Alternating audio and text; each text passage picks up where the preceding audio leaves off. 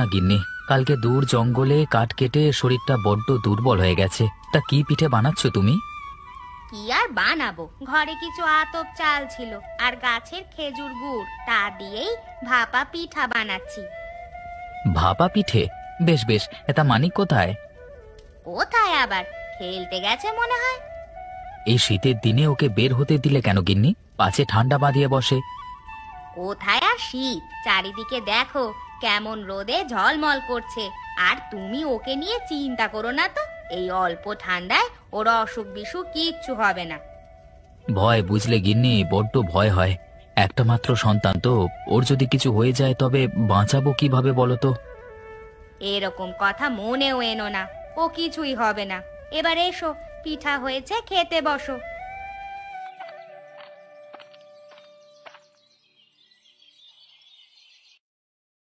নাও নাও, গরম গরম খেয়ে নাও। আর কয়টা সাথে দিয়ে দেব, পথে খেয়ে নিও। ওসব লাগবে না গিন্নি, তুমি মানিককে দিও, ও বড্ড পিঠে খেতে ভালোবাসে। ওর জন্য পিঠে আছে। আর তুমি আজ তাড়াতাড়ি ফিরে এসো তো, আজ সকালে তো ভাত খেয়ে যেতে পারোনি, দুপুরে এসে খেয়ে নিও। সে পারবো কিনা জানি না, অনেক কাজ পড়ে আছে গিন্নি। এবার রায়বাড়িতে যেতে হবে। সেখানে কেন গো?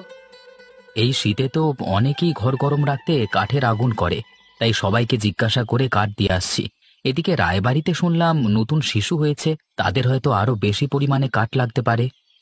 বেশ বেশ, তাহলে তো অনেক ভালো। বেশি কাঠ বিক্রি হলে দুটো টাকা ঘরে আসবে। তাছাড়া আমাদের কথাও তো একটু চিন্তা করতে হবে। ঘরটার যা অবস্থা, একটু মেরামত না করলে এই শীতে বড্ড কষ্ট হয়ে যাবে। সেজন্যই তো দিন রাত কাজ করছি গিন্নি। কটা টাকা পেলে টালির ছাঁচ দিয়ে ঘরটা ঢেকে দেব, চারপাশে কাঠ দিয়ে দিলে আর শীত ধরতে পারবে না। শীত তো চলে এসেছে, দেখো যদি তাড়াতাড়ি করা যায়।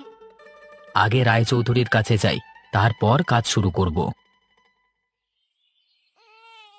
বৌমা, খোকাকে ঘরে নিয়ে যাও, বেশি গরমে হয়তো ওর খারাপ লাগছে।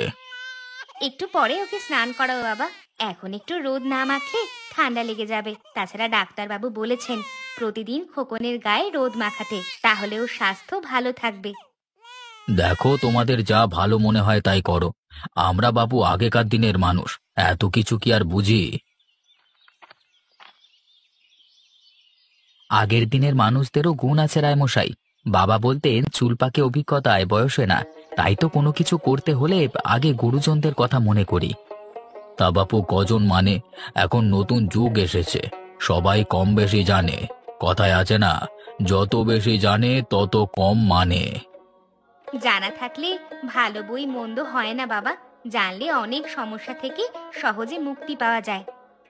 সে কথা বৌমা ঠিকই বলেছ। তা কাটুরিয়া, কি মনে করে আমার বাড়িতে কোনো কাজ আছে নাকি? শীত তো চলে এসেছে কর্তাবাবু, তাই শুধাতে এসেছিলাম যে আপনাদের কোনো কাঠ কয়লা লাগবে কিনা। আর বছর তো আমার কাছ থেকে নিতেন ওগুলো। না না, এবারে আমাদের কাঠ কয়লা লাগবে না বাপু। ছেলে শহর থেকে হেরিকেন এনেছে, গিন্নি ওটাই জ্বালিয়ে ঘর গরম রাখে। কাঠের কাজ কি হেরিকেনে হবে বাবু? তাছাড়া কেরোসিনের দাম তো অনেক, ওতে কি পোষাবে? পোষাবে না? কাকে কি কথা বলছো কাটুরিয়া? এই রায়চৌধুরীর যা টাকা, তা দিয়ে শীতলক্ষা নদীতে বাঁধ দেওয়া যাবে, বুঝলে? তা তো বুঝলাম বাবু, তবে আপনি চিন্তা করে দেখবেন, যদি কাঠের প্রয়োজন লাগে তবে আমাকে খবর দেবেন। যাও যাও, তোমার সব কাঠ দিয়ে আর কাজ চলবে না, বুঝলে? ওনাকে এভাবে না বললেও পারতেন বাবা, উনি তো ভালোর জন্যই আমাদের কাঠের কথা শুধাতে এলেন। ওসব ভালো মন্দ আমাকে শেখাতে এসো না বৌমা, সব ও টাকা কামানোর ধান্দা। আমার কাছে কটা কাঠ বেচে বড় লোক হতে চাইছে। হ্যাঁ বাবা, সবাই আপনার ওই টাকার দিকেই হাঁ করে তাকিয়ে আছে। আরে আরে আরে, এটা আবার কি হলো? সূর্যটা এভাবে ঢেকে গেল কেন হঠাৎ করে? তাই তো দেখছি, চারিদিকে কুয়াশাও পড়তে শুরু করেছে। তাড়াতাড়ি ঘরে যাও বৌমা, আজ বোধহয় রোদের দেখা পাবো না। যাচ্ছি বাবা, আপনি হরিমতিকে বলবেন হ্যারিকেনে তেল দিয়ে ঘরে দিয়ে যেতে। ও যে কোথায় গেল? সকাল গড়িয়ে দুপুর হতে যাচ্ছে, এখনো কাঠুরিয়া এলো না। ধুর, শুধু শুধু ওর জন্য অপেক্ষা করে এ সময়টা নষ্ট করছি, আগেই চলে গেলে হতো। ও হয়তো আজকে নদীর ওপারে কাঠ কাটতে যাবে না। যাই, আমি একাই মাছ ধরতে যাই। মাঝি, আরে ও মাঝি, যাচ্ছ কোথায় আমাকে রেখে? আমিও যে তোমার সাথে জঙ্গলে যাব। তোর ভাই, তোমার আসতে এত দেরি হলো কেন? আমি সেই কখন থেকে অপেক্ষা করছি। আর বলো না, গিয়েছিলাম রায়চৌধুরীর বাড়িতে। সেখানে গিয়ে চৌধুরী মশাইয়ের কথা শুনে এলাম। তোমার সে কথা পরে শুনবো, এখন নৌকায় ওঠো তো। জোয়ার থাকতে থাকতে নৌকা ছাড়তে হবে, না হলে জঙ্গলের ভেতরে যাওয়া যাবে না। তাই চলো। থামাও থামাও মাঝি, আমি এদিকটায় নেমে পড়বো। সে কি, এখানে কেন? তুমি না প্রতিদিন পশ্চিমের জঙ্গলে যাও? আজ আর ভালো লাগছে না গো, এখান থেকেই কটা কাঠ কেটে বাড়ি ফিরে যাব। বেশ, তবে তুমি কাঠ কেটে এখানে চলে এসো, আমি ফেরবার সময় নিয়ে যাব, কেমন? ঠিক আছে মাঝি, আমি তোমার জন্য অপেক্ষা করব। মানিক, অমানিক, কোথায় গেলি বাছা? বলি স্নান করবি কখন আর খাবার খাবি কখন? এই সকালে ছেলেটা বের হয়েছে, এখনো ফেরবার নাম নেই। বোধহয় ওই ননীদের বাড়িতে গেছে। যাই, ডেকে নিয়ে আসি। ও দিদি, এখানে দাঁড়িয়ে কার খোঁজ করছো? কার আবার? আমার মানিকে। দেখেছো ওকে? না গো, দেখিনি। আজ আমাদের বাড়িতেও আসেনি তো। তা তুমি কোথায় যাচ্ছ আবার? স্নান করবে না? ঘাটেই এসেছিলাম স্নান করব বলে, কিন্তু ঘর থেকে বের হতেই রোদটা মরে গেছে। আজ আর স্নান করব না গো দিদি। তাই ভালো, এই শীতের ঠান্ডা লাগলে আর রক্ষে নেই। আমার মানিকটা যে কোথায় গেল, ওর আবার একটু ঠান্ডাতেই জ্বর উঠে যায়। তুমি ওদিকটা দেখো আছে কিনা, আমি বাড়িতে দেখলে পাঠিয়ে দিব।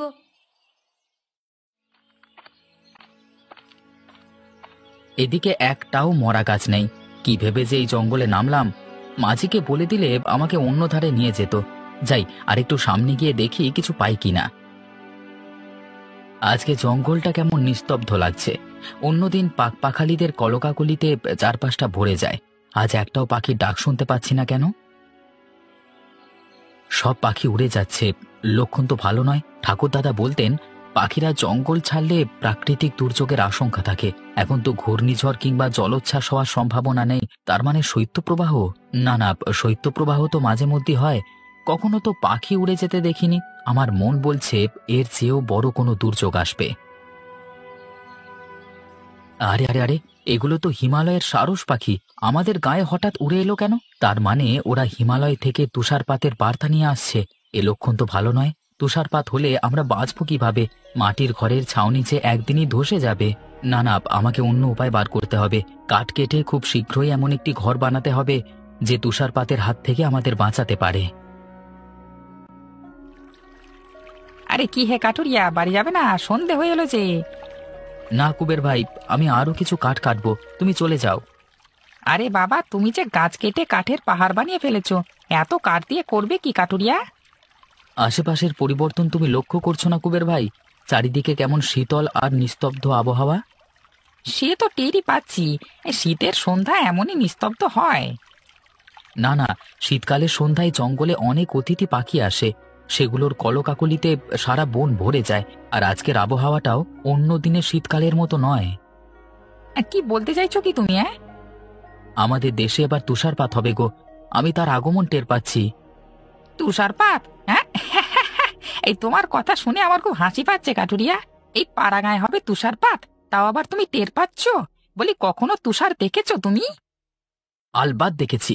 অনেক আগে বাবার সাথে কাঠ কাটতে একদিন হিমালয়ের কাছাকাছি গেছিলাম, সেখানে তখন এভাবেই জানান দিয়ে তুষারপাত হয়েছিল। বেশ বেশ, তবে তুমি সেই জানানে সাড়া দিয়ে প্রস্তুতি নিয়ে থাকো, আমি গেলাম এখন, কেমন? ঠিক আছে, আর যাওয়ার সময় গিন্নিকে বলে দিও তো যে সন্ধ্যের পর যেন মানিককে নিয়ে ঘাটে চলে আসে। ঠিক আছে, বলবো ক্ষণ।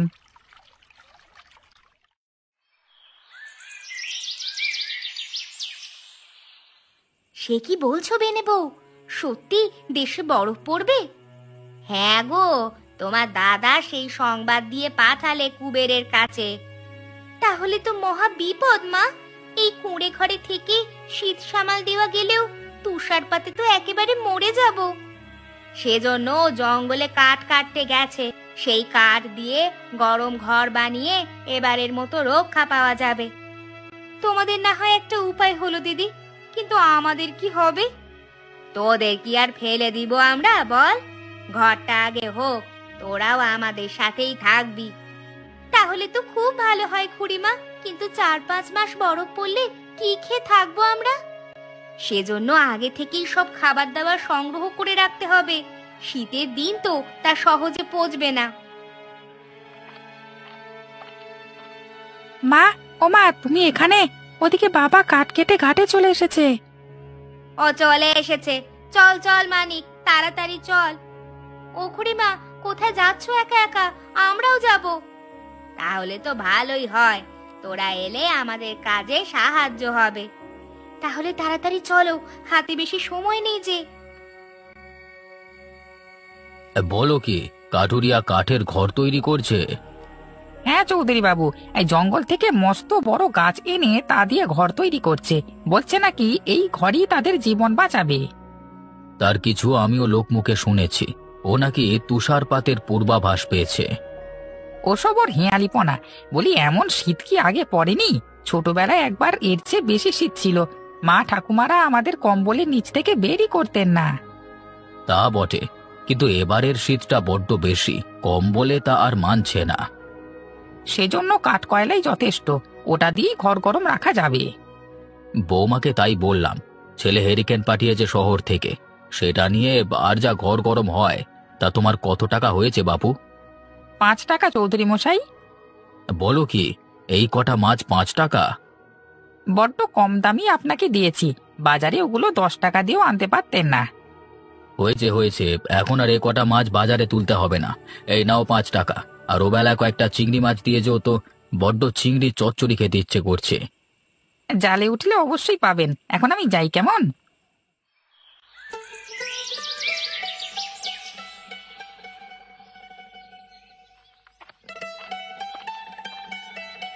কি গো কাঠুরিয়া, কাজ কদ্দূর? শীত তো এলো বলে। ঘরের কাজ প্রায় শেষ, এখন চালা দেওয়া বাকি। এই দিন দুয়েকের মধ্যেই সেটা দিয়ে ফেলবো। বেশ বেশ, তা কিসের চাল দেবে? খড়ের চালায় তো কাজ হবে না দেখছি। এক টুকরো বরফ পড়লেই তো ঘর ফুটো হয়ে যাবে। আরে খড়ের নয়, ওপরে মাটির চালা দেব। মাটির চালা? সে আবার কেমন? পোড়া মাটি পুড়িয়ে তার টালি তৈরি করা হবে, সেটা দিয়েই ঘরের চালা দেব। বেশ বেশ, তাহলে তো অনেক টাকার কারবার, কি বলো? টাকা তো লাগবেই, বাঁচতে হলে টাকা খরচ করতে হবে না? ঠিক আছে, তাহলে ঘর তৈরি করো, আমি নদীতে যাই মাছ ধরতে, কেমন? সাবধানে কুবের ভাই, আজকের আবহাওয়া বেশি ভালো না, বেশি দূর যেও না কিন্তু। তোমার ওসব তুষারপাতের গল্প দিয়ে আমাকে থামাতে পারবে না কাঠুরিয়া। ওসব অন্য জায়গায় বলো, কেমন? এই যা, চলেই গেল, আমার কথাটি শুনলো না একটুও। কি গো, কি হলো? কুবের দাদা আমার কথা শুনলই না, রই রই করে চলে গেল নদীর দিকে। না শুনলে আমাদের শোনাতে বইই গেছে। তুমি তোমার কাজ করো তো। হ্যাঁ হ্যাঁ, আজকে কুমোর বাড়িতে যেতে হবে, টালিগুলো আনতে হবে তো। কিন্তু কুমোর তো বলেছিল টাকা ছাড়া দিবে না ওগুলো। টাকা কোথা থেকে দিবে? রায়চৌধুরীর কাছে গিয়েছিলাম সেজন্য, উনি উল্টে অপমান করে দিলেন। সে নিয়ে তুমি ভেবো না কাঠুরিয়া, আমার কাছে জমানো কিছু টাকা আছে, তাই দিব। ও টাকা দিয়ে আমাদের খাবার দাবার কিভাবে কিনবো মা? সে উপায়ও আছে। তুই আর মানিক একটিবার মাঠে যা। হেমন্তে অনেক ধান ইঁদুর গর্তে লুকিয়েছিল, ওগুলো খুঁড়ে নিয়ে আয়। চলো দিদি, এক্ষুনি চলে যাই। তবে সাবধানে কাজ করবি, ওসব গর্তে কিন্তু সাপও লুকিয়ে থাকে। সে নিয়ে তুমি ভেবো না খুড়িমা, আমি এ কাজ করে অভ্যস্ত। এই নাও কাঠুরিয়া, এই টাকাগুলো রাখো। ঠিক আছে, এগুলো দিয়ে দেখি কুমোরকে রাজি করানো যায় কিনা, বাকি টাকা না হয় পরে দেব। ওগো, এই চুড়ি দুটো নিয়ে যাও। কুমোর যদি রাজি না হয় তবে এগুলো দিও। তোমার চুড়ি দিয়ে দিলে দিদি, তোমার যে আর কিছু পরার মতো থাকলো না।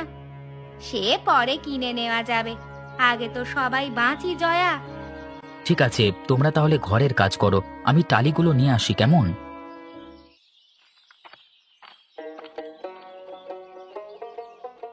কুমোর ভাই, ও কুমোর ভাই, আমার কাজ কদ্দূর?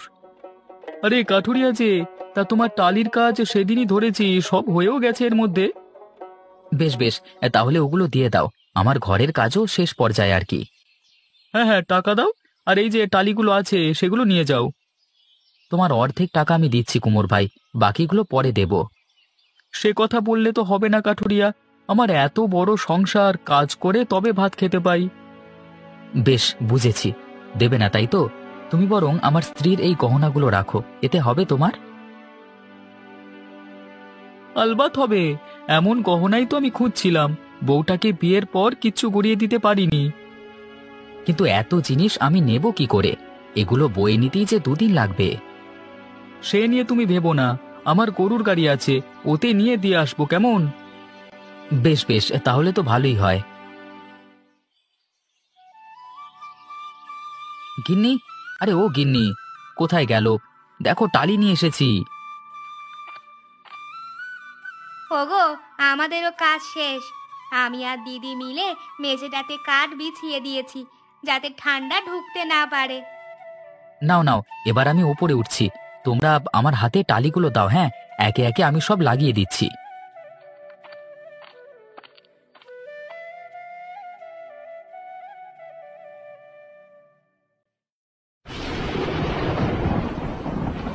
ওগো, হলো তোমার?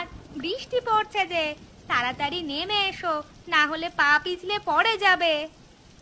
আমার শেষ গিন্নি, এক্ষুনি নেমে আসছি, তোমরা ঘরে যাও তাড়াতাড়ি। তাড়াতাড়ি ঘরে চলো, এই বৃষ্টিতে ভিজলে আবার জ্বর উঠবে। এই মুহূর্তে বৃষ্টির লক্ষণ খুবই খারাপ, এই বৃষ্টি দিয়েই তুষার পড়তে শুরু করবে। ওগো, মানিক আর ননি যে এখনো আসেনি গো, তুষার পড়লে ওরা যে আটকে যাবে। তোমরা ঘরে যাও তাড়াতাড়ি, আর দরকারি সব জিনিসপত্র ঘরে নিয়ে রাখো, আমি মানিক আর ননিকে নিয়ে আসছি। তাই যাও, আমরা সব ঠিক করে রাখছি। এই যা, বৃষ্টিটা আসবার আর সময় পেল না। শীত নেই, গরম নেই, বৃষ্টি লেগেই আছে। আরে আরে, ওপর থেকে সাদা সাদা ওসব কি বলছে? বটে, তাহলে কাঠুরিয়া ভুল বলেনি, এটাই হলো তুষারপাত। হায় হায়, আমি আগে কেন ওর কথা শুনলাম না? ঘরে যে আমার বৃদ্ধ বাবা মা আছে, না না, আমাকে এক্ষুনি বাড়িতে যেতে হবে। এ কি, নৌকা চলছে না কেন? আর আর বইটার নিচে শক্ত কি ঠেকছে জানো? আরে আরে আরে, এ নদীর জল যে জমে বরফ হয়ে গেছে। হায় বিধাতা, এখন আমি বাড়ি ফিরবো কি করে? না না, এখানে আর থাকা যাবে না, না হলে শীতে জমে মরতে হবে আমাকে।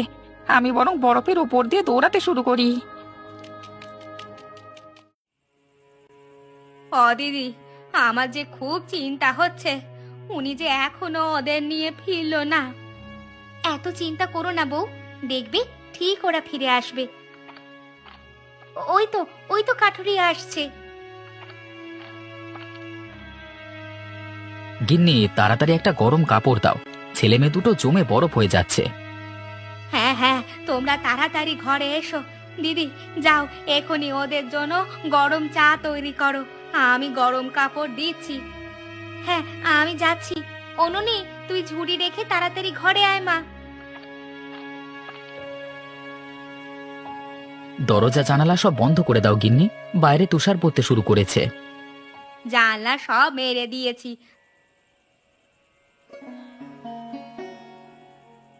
যাক বাবা, সময় মতো বাচ্চাগুলোকে নিয়ে আসতে পারলাম। তোমাদের সব ঠিকঠাক আছে তো গিন্নি?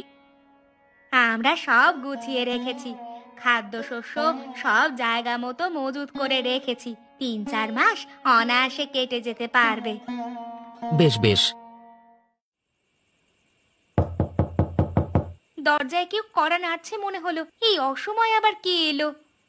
কেউ বিপদে পড়ে এসেছে বোধহয়, দেখে এসো তো গিন্নি কে এসেছে।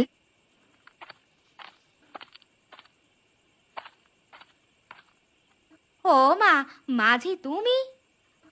আরে বলো না বৌদি, নদীতে গিয়ে আজকে মহা বিপদে পড়ে গেছিলাম।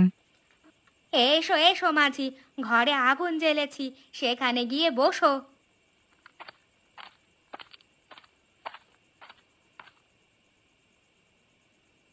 আরে কুবের মাঝি যে, তা কি মনে করে? তোমার কথা ফলেছে কাঠুরিয়া, সত্যি তুষারপাত হচ্ছে।